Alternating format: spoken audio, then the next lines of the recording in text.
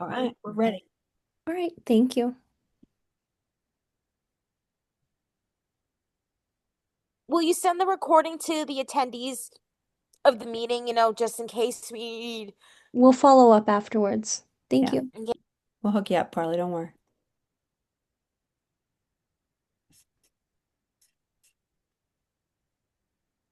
All right. Well, I think we should get started. Thank you, everybody, for coming. And I think as we keep going, we'll be letting more people in.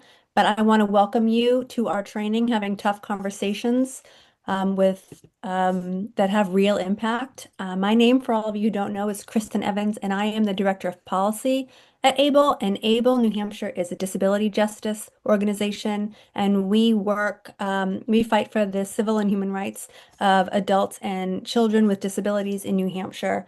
And we have partnered with New Futures, and I will introduce Peter Dorderekis, who is here to give us this training tonight. I'm very excited. He has offered his services to help us and collaborate with ABLE on creating a training to help mainly our advocates be better advocates. So go ahead, Peter. Awesome. Thank you everyone for having me. I'm going to try to share my screen here. Let's see, did I do it first try?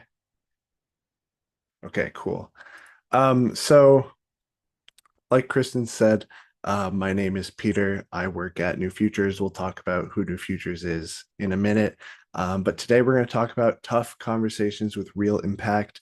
Sometimes when we're advocating to policymakers, those conversations can be really challenging. So we're going to talk about some strategies to make them easier, what you can do to prepare, and also how you can take care of yourself afterwards to kind of navigate those conversations. So this is my email. I usually do this presentation with my coworker, Lauren. We're both on the community engagement team. That means that we work directly with advocates when they are doing state level advocacy. If you have any questions, and you'll have these emails, you can ask me any question along the way. Even during the session, if you want to advocate and you're not sure how to set up a meeting or something like that, you can always reach out to me for some clarifying questions. So, who is New Futures? So, we are a nonpartisan nonprofit. That means that we don't support one party over the other. We don't take money from any political parties. We focus entirely on state level policy change. We don't have a national affiliate. There's no like United States New Futures. We were born in New Hampshire. We're focused entirely on New Hampshire, and we're trying to improve the health and well-being of all Granite Staters through public policy change. We do a lot of stuff to make that happen, but a big part of what we do is promoting civic engagement to kind of make it easier for everyone to advocate. We want to remove as many barriers as possible to make it easy to jump into advocacy. And we work with a lot of partners, kind of like how we're working with ABLE right now, but we work with a lot of other organizations to learn what's going on the ground so that we can take that information to the people who are making laws so that they can try to pass policy that helps everybody. So before we jump into the conversation stuff, I just want to talk about policy. You've heard me say it a lot. I'm going to say it a lot more. Policy is just a plan or a course of actions, rules that are adopted by the government or another decision-making body to determine kind of procedures for everyone. That's really important because there are policy makers in all aspects of our life. It's not just the government.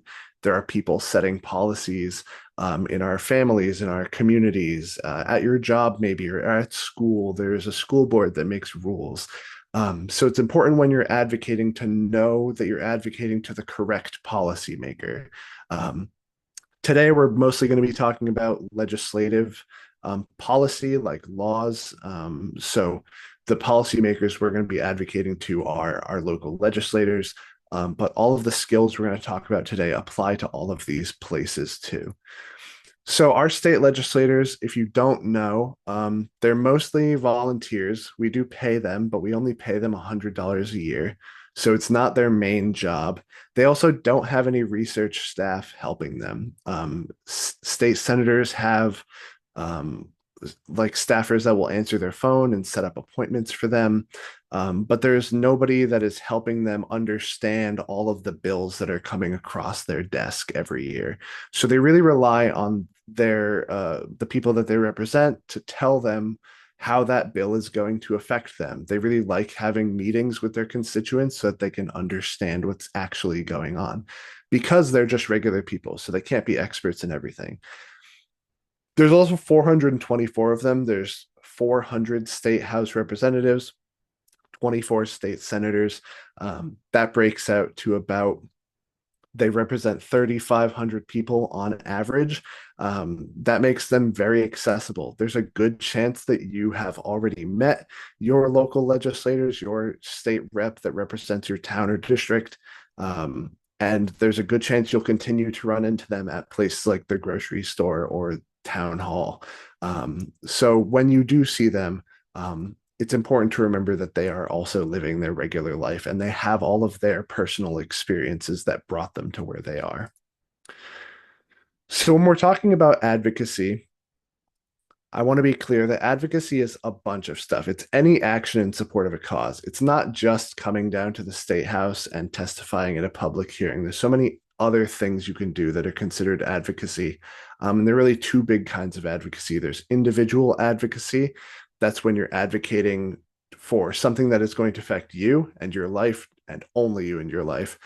Then there's systemic advocacy, where you're advocating to policymakers who make rules for everyone, and the thing you're advocating for is going to affect a big group of people.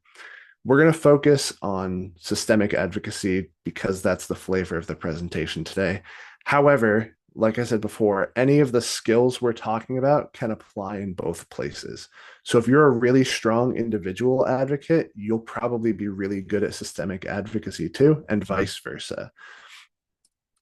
So why do we advocate to policymakers?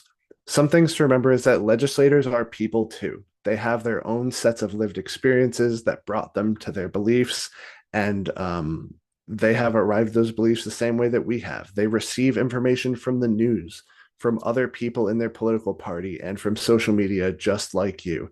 And they also are hearing the divisive rhetoric, and they experience the polarized political divide the same way that we do. So they really need input from their constituents, the people that they represent, to understand what's going on in their community, because without us, they're going to be stuck in the same kind of silos that anybody else would if they're only getting information from those sources. When you're trying to decide which legislators to talk to, we like to use this strategy called power mapping. So, of course, there are going to be legislators that already agree with you a lot. There's going to be ones that don't agree with you at all. It's not that you shouldn't advocate to these people, but consider that you're going to have a limited amount of time and energy to do this stuff. So if there's somebody that is an extreme no, and it's going to be really hard to kind of get them to see your point of view, you can absolutely advocate to them, but maybe don't spend the majority of your efforts there if it's going to take a lot of work to change their mind a little. Likewise, if somebody already agrees with you a lot, you can absolutely thank them and support them while they're supporting you, but you probably don't need to spend a bunch of resources there. The people that you should focus most of your time on, we call the gettable middle. That's people that are kind of sitting on the fence, that are willing to have these conversations with you and have a constructive conversation. Spend most of your time with those people, not only because they're willing to have the conversation, but because you're going to see better results from working with people that are willing to have a fair conversation up front. Let's talk about preparing for a meeting. If you have a meeting with a legislator coming up and you're going to have a conversation about a policy or something you're advocating for, what are some of the best things to prepare? We really break it down to these four major things. You should know your message, know your audience, practice your delivery, and above all else, protect your comfort. So knowing your message is a couple things, but some things that are helpful are to outline all of your key points to make it easier for you to remember everything you want to say. you probably really understand the issue that you're advocating for because it's something you've lived and experienced. But in the moment, we can still kind of run out of things we're going to say or lose our train of thought. So, preparing key points ahead of time is going to help you remember everything you need to say when you're in the heat of the conversation. It's really important to bring supporting materials if you have them. If you have like a fact sheet or some data that you read that really contributed to your understanding of the message, bring that to your meeting so that you can give it to the person you're advocating to and they can also understand. Sometimes if you are having trouble formulating your message, it could be helpful to get a friend or a coworker, a peer, to help you review what you're saying from their perspective. Get another set of eyes on your message and make sure it makes sense to other people as they're reading it. And it's also important to consider counter arguments and kind of prepare for them. A lot of these big divisive issues have common talking points that come up really frequently. If you know that's going to happen, prepare a response ahead of time so it's not flustering when it comes up. The more preparation you can do, that's going to let you navigate the conversation more effectively because you can spend your energy on that instead of trying to remember the important stuff you wanted to say. It's also really important to know your audience, right? So research the person that you're meeting with, understand their interests, understand maybe what committees they're on, if they have an affiliation with an organization, and what their background is. You know, I said it before, legislators are real people. And for example, right now I'm teaching a group of high school kids who live next to their state legislator, and they didn't know anything about him as a state legislator. They just knew him as the guy down the road with chickens. So when they meet with him, they have that in common. And they understand that his point of view kind of revolves around that farm perspective.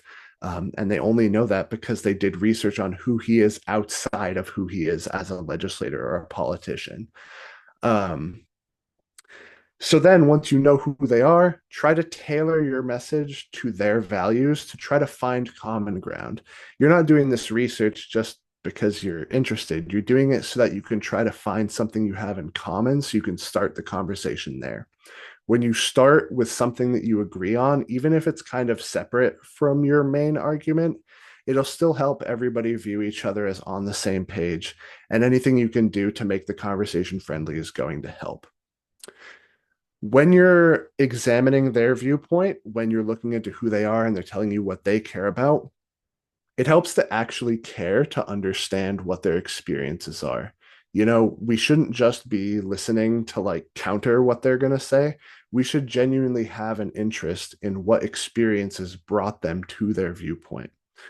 And don't assume their position. Just because somebody is a part of a political party or they're a part of a certain committee or caucus, don't assume that they're going to feel a certain way about a bill. Or even if they do feel a certain way about a bill, don't assume that they're going to react a certain way to your story. Always ask and always be willing to share your point of view, regardless of what assumptions you may have. Make a great effort to kind of discard those assumptions. It'll help you a lot.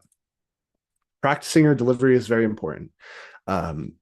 It's very useful to practice responding to hostility or dismissiveness, to have some tools that can help you navigate that when it comes up in case the conversation goes south.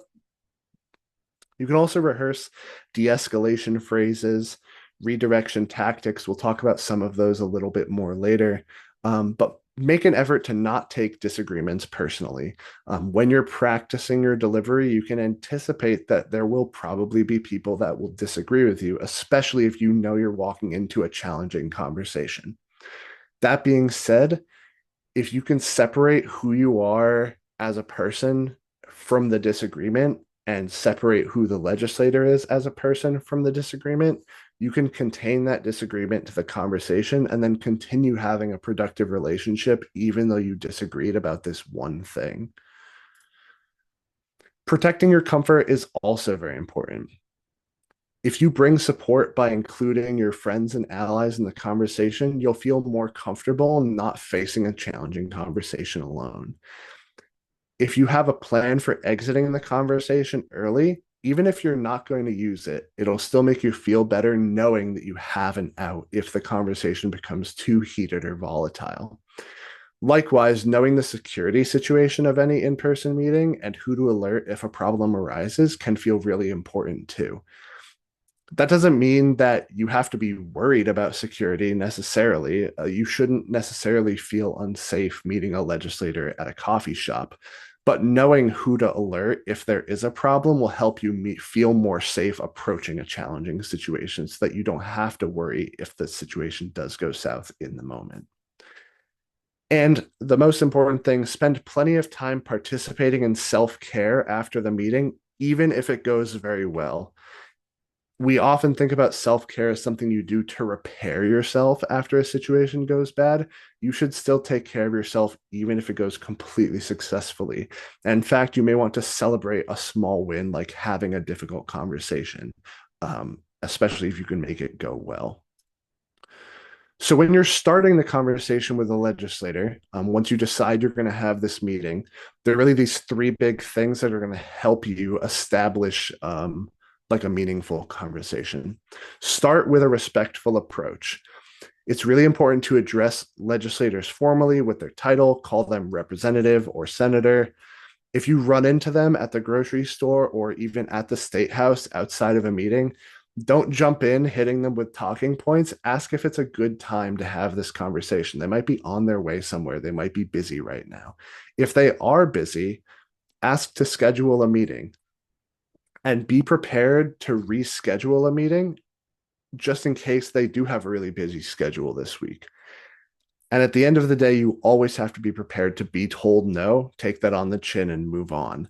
Sometimes they don't have time to talk to you, and sometimes, unfortunately, they might not want to talk to you. This kind of goes back to power mapping, where if a legislator is really not willing to meet with you, it might be worth your time to meet with somebody who is willing to have that conversation instead of forcing an unwilling person into the conversation. Once you're in the conversation, it's really important to build rapport. This is part of humanizing yourself and humanizing the legislator. Thank them for something specific they've done. If they've done something that's helped your community, even if it's unrelated to your current conversation, thank them for that. Let them know that you've been watching what they're doing and you appreciate when they help your community. You could mention a genuine shared interest or goal. Going back to those kids I'm teaching right now, whenever they see that state senator, they often talk about his chickens. Just getting that common ground will build kind of a rapport that you can kind of be friendly about outside of this policy discussion that you're having. And create a non-transactional human connection. What I mean by non-transactional is that you shouldn't ask them for something every single time you see them. If you want them to trust you and enjoy talking to you, you're not going to want to just throw demands at them. You've got to have conversations that don't have a direct ask sometimes so that you can build a relationship and build rapport with them. When you are having the conversations too, set the tone early. Speak calmly, clearly, be respectful, and speak from the heart. They will know if you're lying. They'll know if you're being rude. It's very important to be respectful so that they meet you at the standard of being respectful. As soon as you stop being respectful, they will also not need to be respectful anymore. So if you can set the tone early and maintain that respect, you're going to have a lot of success when you are asking for things. Starting with shared values and establishing community matters a lot. Letting them know that you're a constituent that they represent matters a lot, but also letting them know that you're a part of the communities that they're a part of.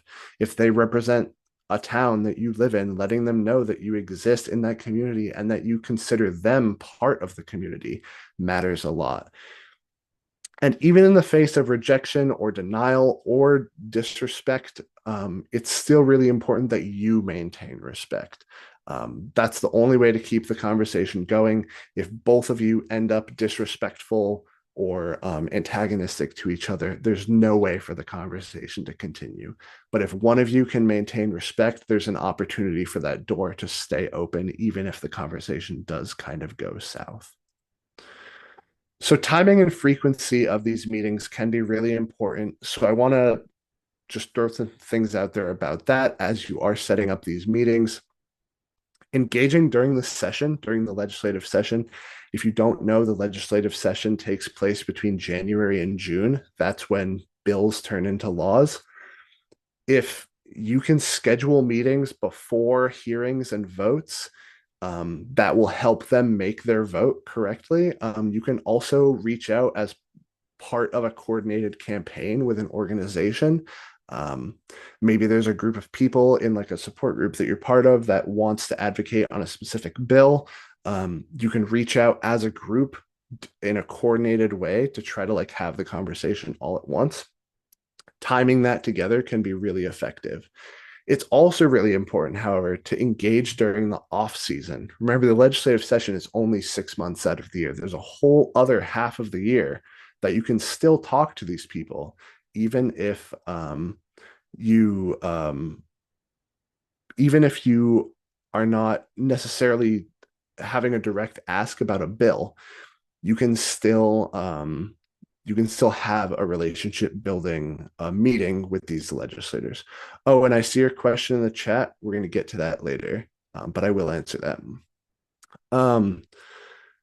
When you are calling and setting up meetings, try to avoid calling at peak times like family dinner or too early in the morning. If you call at 6 p.m. right when they're sitting down or at 4 a.m. before they wake up, they're going to be way less likely to like be willing to talk to you, right? So try to call, be willing to leave a message. And if you're calling a state senator, absolutely be willing to interact with their staffer instead of them directly to set up these meetings. As a last-ditch effort, you can also prepare a 1-minute pitch just in case you do run into them in the elevator or a grocery store, just so you can let them know who you are, what you care about, and what the issue is. And if they're interested, they can always reach out to you. Preparing that 1-minute pitch can give you something to pull out of your pocket in kind of an impromptu situation. So with all of that in mind, let's talk about actually navigating the conversation. Now, I've talked about challenging and difficult conversations, and I want to be clear about what the difference is. So we consider a challenging conversation when you're having a conversation with somebody who does not agree with your position. That's okay. There's going to be people that don't agree with your position. That can be a very meaningful conversation where you hear about each other's perspectives. And even if you don't change each other's minds, you can leave with a better understanding about each other. A difficult conversation, however, is someone that is hostile, aggressive, or disrespectful. This is a very different and much less productive situation. And if you are in a difficult conversation, you're going to want to handle it a little differently. So let's talk first about communicating in challenging moments. Remember that when somebody doesn't agree with you, you could be educating them. It could be the first time that they're hearing about this issue. So don't assume that they're being malicious intentionally, that they're trying to be mean. They might never have heard the thing that you're telling them. So be willing to educate them about the topic before you expect them to do anything close to changing their mind. It also might take more than one try to get them to a place of understanding your perspective. Excuse me. Sometimes these conversations can be 2, 3, a dozen meetings. You may invite them to your support group multiple times before they completely have an understanding of what's going on. So be willing to leave a conversation without full closure, knowing that it's going to take another conversation to continue to move them in your direction. Listen with the goal of understanding more about their stance. Don't just listen and wait for them to say something so you can jump in and prove them wrong. If this is somebody that disagrees with you and is willing to have a conversation, you really want to have a genuine understanding of how they got to their point so that you can meaningfully interact with it. If you just listen with the intention of jumping in and proving them wrong, they're not going to want to talk to you all the time if you turn it into a debate. It should be a discussion and not a debate or an argument. And at the end of it, you can agree to disagree if needed and consider just that every time you have this conversation, it's going to add to the whole picture for them. legislators, policymakers, they're having conversations with people all the time. Some of them very productive, some of them not very productive. It's very likely that they're not going to change their mind every single time they have a conversation. However, every conversation does add to their entire understanding of the issue. So even if you're not completely flipping them to your side, you're still giving them a better understanding of the whole issue, and that's still worth your time. Some tips for communicating effectively with somebody that disagrees with you but is willing to have the conversation. Speak from personal experience. Your authenticity is way more valuable than technical perfection. You're probably not going to be able to recite statistics and data off the top of your head perfectly. That would be way too much to ask. However, your personal experience is the thing that you are an expert in. You have lived your life, they have not. So you can always add that to the conversation. And it's something that only you can add to the conversation. So that personal experience really is the most valuable thing that you can contribute. With that in mind, stay factual and stay honest. If you do make a mistake, correct yourself. People are wrong sometimes. We make mistakes all the time. If you do make a mistake or you remember after the fact that you made a mistake, maybe you learned something later uh, that counters something you said in an earlier conversation, you can always follow up with somebody and say, hey, listen, I got that wrong. Here's the correct thing. Having the humility to understand when you're wrong or when you make a mistake is going to add a lot to your honesty, and it's going to make them trust you more, because people make mistakes all the time. Part of communicating effectively is asking questions. Understand where the other person comes from before you try to persuade them. Like I said before, don't be adversarial. You don't want this to turn into a debate or an argument. You want to understand what brought them to their viewpoint way before you're trying to persuade them out of it. You may have a conversation where all you do is understand where the other person is coming from, and you're not necessarily trying to change your mind, and that's okay. Really, what we're trying to do is further each other's understanding of what the other person has experienced. And again, like I said before, if they are hearing this for the first time, you have to be willing to meet them where they are. Even though we have really important personal experience and we might be experts in the things that we are living through and have experienced, it doesn't mean that everybody else is. If you come in at like a very technical, intellectual level of understanding with somebody that has never even heard of the issue, they might not be able to follow everything you're saying if you don't start at the beginning. So be very willing to meet them where they are, understand where their knowledge starts and where it stops, so that you can pick up where they left off and help them understand the full picture of what you're experiencing. And be willing to slow the conversation down so that you can have that. And yes, absolutely, don't be insulting when they don't know something. It's totally okay to not know things and to learn. That's the whole point of this, is to further your understanding on something. So when the conversation is difficult, here are 4 things to keep in mind. 1, if you can recognize the signs early to understand when a conversation has turned difficult, that is going to help you navigate out of it before it's too late. You can utilize some real-time strategies to manage contentious dialogue. So yes, I see a hand raised. Carly, do you want to unmute and ask a question?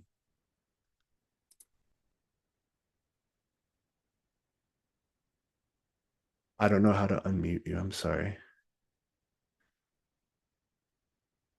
You can't unmute. Okay, well, if you ask your question in chat, I'll answer it, okay?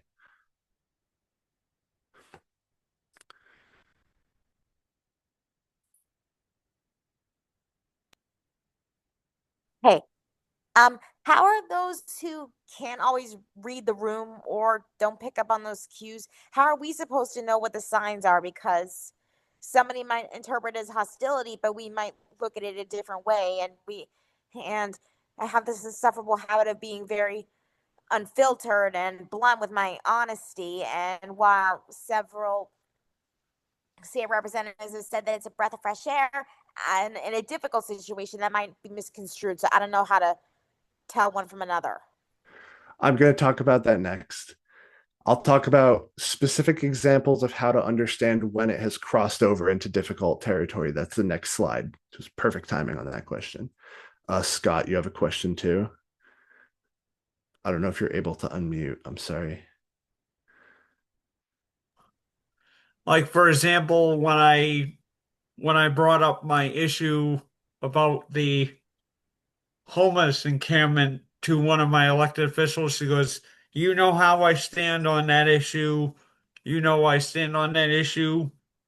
We're trying to get that issue stomped." She goes, "You know how I stand on it?" I said, "Yes, I know how you stand on it," and left it left it at that. I said, have a great morning or have a great afternoon. Thank you for your time." Yeah, and if you don't feel like you're going to be able to change her mind in that conversation, that's a totally okay way to Yeah, leave and that and she continue it goes, "You on know later. how I feel on that issue." She goes, "I voted for my heart, but I wish the outcome would have came better, but fortunately, it is what it is." I told her, "Yeah, it is what it is." Right. She was very nice to me too. That's good. Oh, and I see you have your hand raised. Do you have a question? Can you can you hear me? I All can right. hear you. Okay, good, because my microphone can be a bit weird. Okay. I I had a thought too in terms of like at least in terms of media. Now you see that there can be getting to some of what Carly was saying. I found that there are certain difficult communication pieces where the hostility and the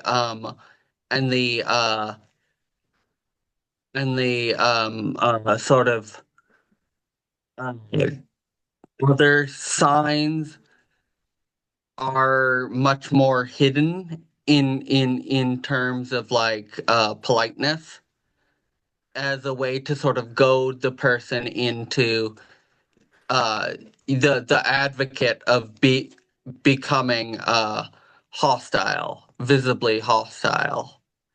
And I think that that is something that I think should be at least addressed in some of those signs too. Yeah, that's a great point. Okay, so with all of that in mind, thank you everybody. Let's talk about some of these things more specifically. So, what are some tangible signs that the conversation has become difficult? So if people start raising their voice, they may kind of be losing control of their emotions in the conversation. Your volume should stay conversational and intentional. You should be speaking at the volume you're intending to be speaking at. If you find that the legislator you're speaking to is starting to raise their voice, and kind of shout a little, they might be getting a little aggravated, and that might be a sign that this is becoming difficult for them.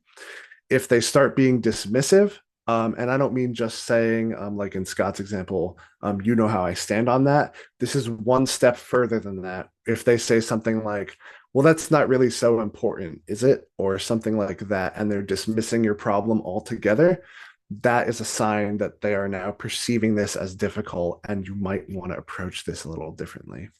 If they start making personal comments, asking, well, how do you know any of this? Or what makes you the expert? Things like that, kind of knocking you down as if you don't have the authority to speak on these things. That's a sign that things are going kind of wrong. And if they are starting to refuse to listen, that is another sign.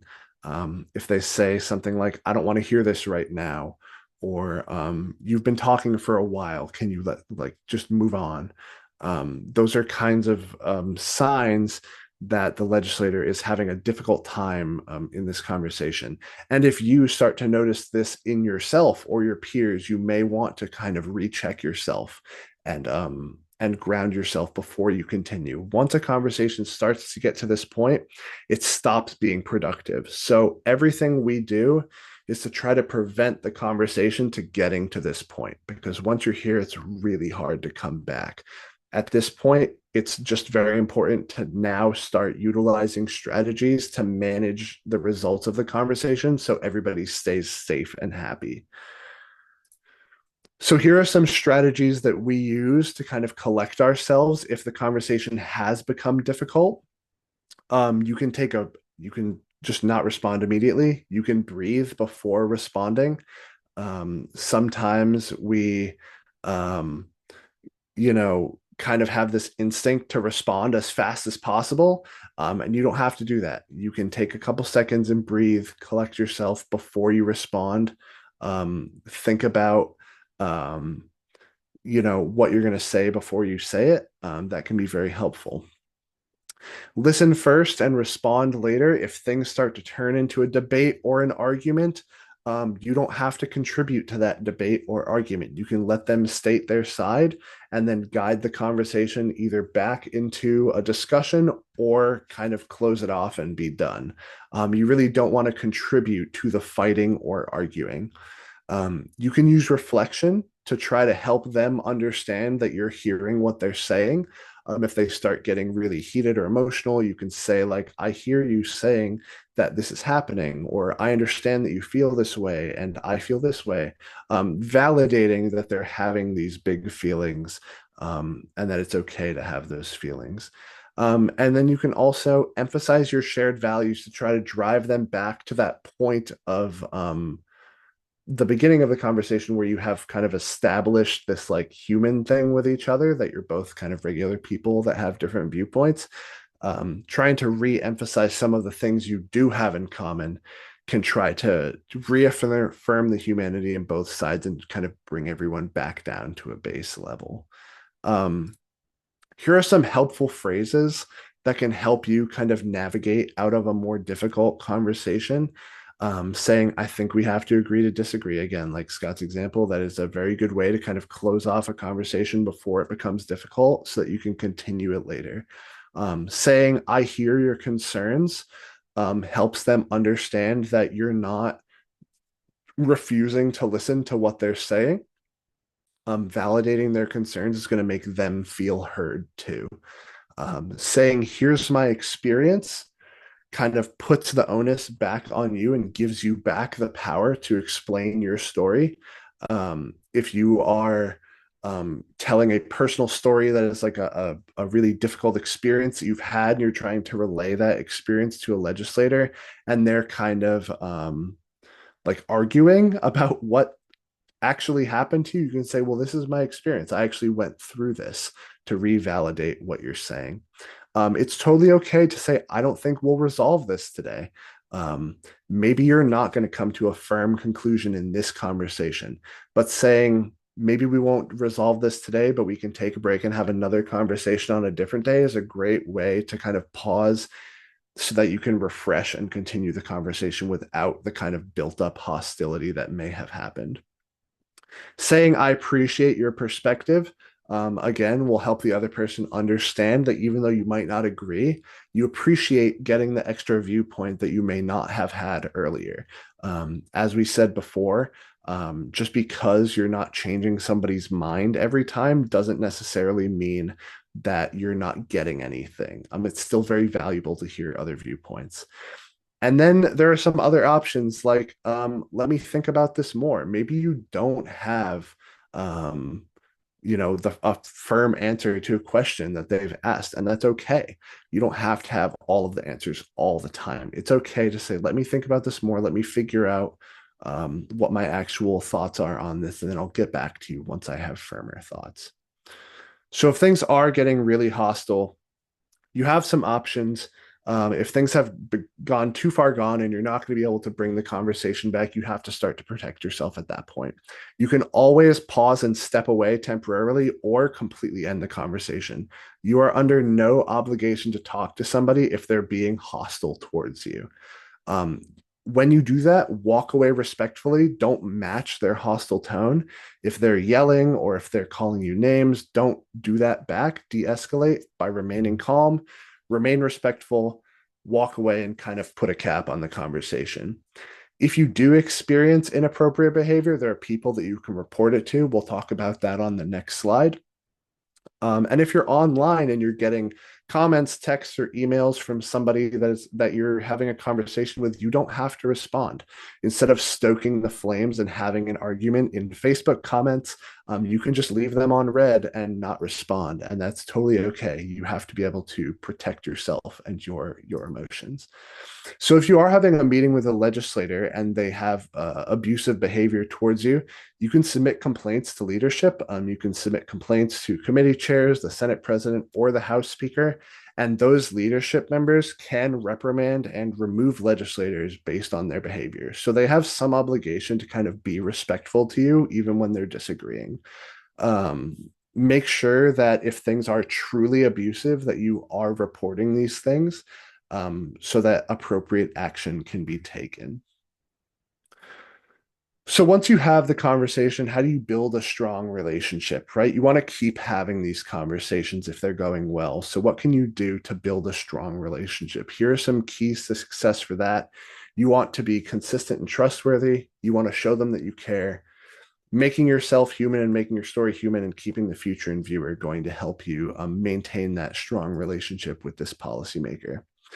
So follow up on questions they ask you, right? If they ask you a question, you don't have the answer, you can always follow up later, use email, call them back, keep the conversation going after parting, especially if you keep thinking about something they said. Let them know that you've been thinking about that. If you continue to provide reliable information, they'll keep coming back to you. And then you can keep them updated as things are changing on the ground. If things are changing in your community they may not be aware of, you want them to be able to ask you about those things. And above all else, you want to be approachable. They should want to feel good about approaching you. They shouldn't feel like if they're approaching you, it's automatically going to be a debate or an argument. Being a respectful person that they can approach is going to make them more willing to ask you about things so that you can let them know.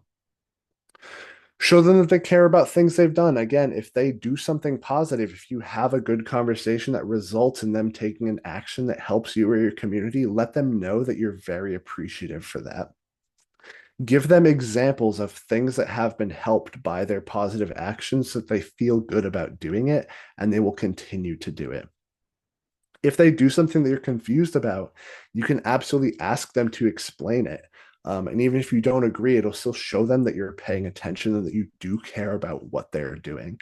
And invite them to a space. If they're a member of your community and there is something that they are not aware of, you can invite them and help them become acquainted with the people in their community. When I say make it human, I mean, make sure that you really understand that this is a human on the other side of the conversation. And likewise, they have to understand that you're a human. Sometimes we can lose that when we start disagreeing, but it's very important to remember that you don't lose your humanity just because you disagree with somebody. So asking about their interests, chatting briefly about something else before diving into all of the policy talk is really helpful. If you've met their dog at the park, ask them about the dog. If you saw them at a restaurant, ask them how the food was. Giving them any little human interaction outside of the firm asks is going to be very helpful. If you see them around town, smile and wave, say hello, representative, kind of let them know that you know who they are. And again, coming with examples is going to be very, very impactful. All of that is because stories humanize policy. That's something we really advocate for at New Futures. Stories are proven to be more memorable, relatable, repeatable, and effective at changing minds than data alone. That doesn't mean don't use data. You absolutely should use data if you have it.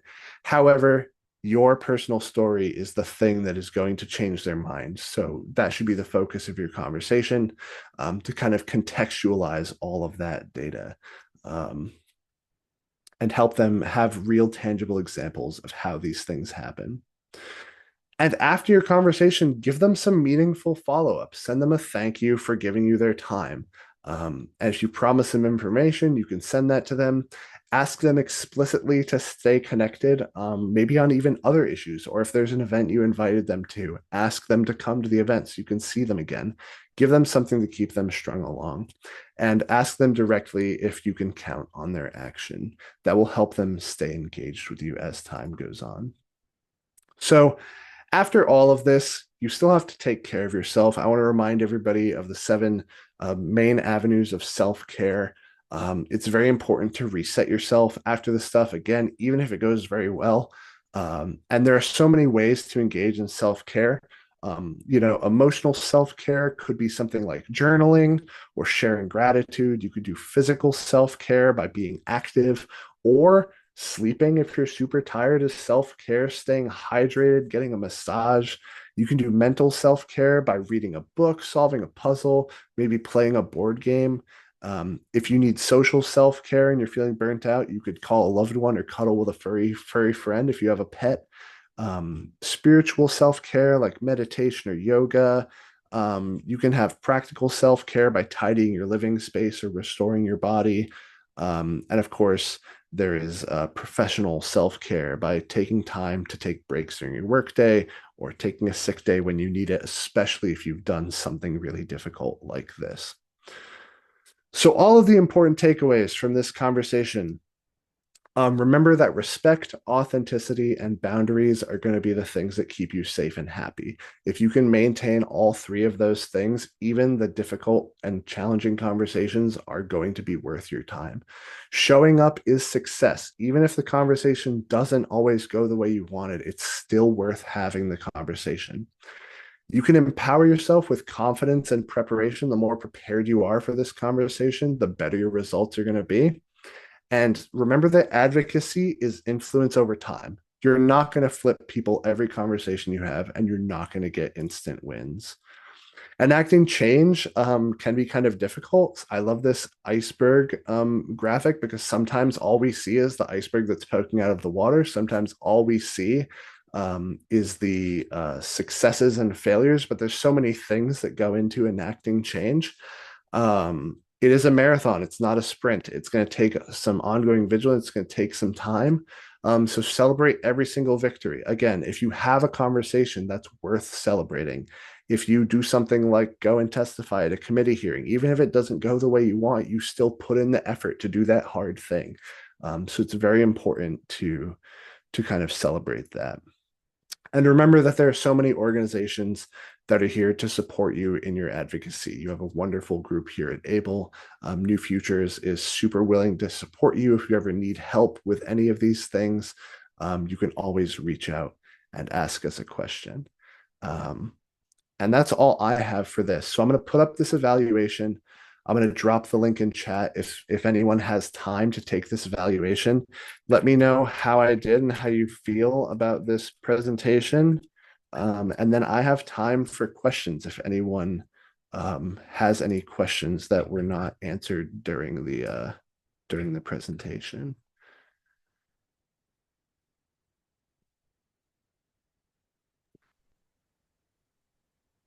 If you have a question, you can raise your hand and then I'll answer you. You can ask me your question. If you don't have questions, that's okay. I think Owen put something in the chat. Oh, Owen, go ahead. You have your hand raised. Yeah. Yeah, it's in the chat. Can you hear me? Yes, I can hear you. So your question Okay, was, yeah. how do you balance building strong relationships with reps without creating blind loyalty, which can be a setup for betrayal if they vote against your policy positions? Yeah. I So, was no, you go ahead. I have a couple of friends who they had some politicians that, they supported things like Special Olympics and other sorts of things that were seemed very disability friendly, but then voted against legislations that would have supported disability rights, or voted against or voted to remove funding or stuff like that. And so I know that they were hit hard when that happened. but it was something that I felt like, for me, I felt like there's a difference between being friendly with your representative and being friends with your representatives. And I was just wondered if you had a perspective on that that I could potentially share. Yeah, so I think there's a couple different things that contribute to the situation you're talking about. But what I would say is that yes, there's definitely a difference between being friendly with your legislators and being friends with your legislator. And there's not a problem with either necessarily, but it does change how you're interacting with them. I think it's important to remember that these people are not just blindly voting on party lines all the time. They're all very multifaceted people with all of these different experiences that give them all these different viewpoints. And they may agree with you on some things and disagree with you on others. And that's an example where maybe they're supporting some parts of what's important to you and not supporting some other things that are important to you. That doesn't mean that it's not worth having a relationship with that legislator. It just means that that's what your starting point is. Being able to bring it back to the things that you do agree on kind of helps you guide the conversation when you're talking about things that you do disagree on. Just because, obviously they care a little bit in that situation, right? They just might prioritize different things. And maybe they don't have a full understanding of why those things are so much more impactful than the other things. So reminding yourself that it's still worth having that relationship, even if you don't agree on every single thing, I think is very important. And likewise, you might not necessarily want to expect that they will agree with you on every single thing. Even the legislators that are quote unquote friends with you or very friendly, there's still a chance there might be something that they don't vote on something in a way that aligns with you, and that's okay. That doesn't ruin the whole relationship. Yeah, that's a good point. Does anybody else have a question? I wanted to ask if it was okay to get snarky and sarcastic with representatives if you already have good rapport with people when you're trying to banter with them.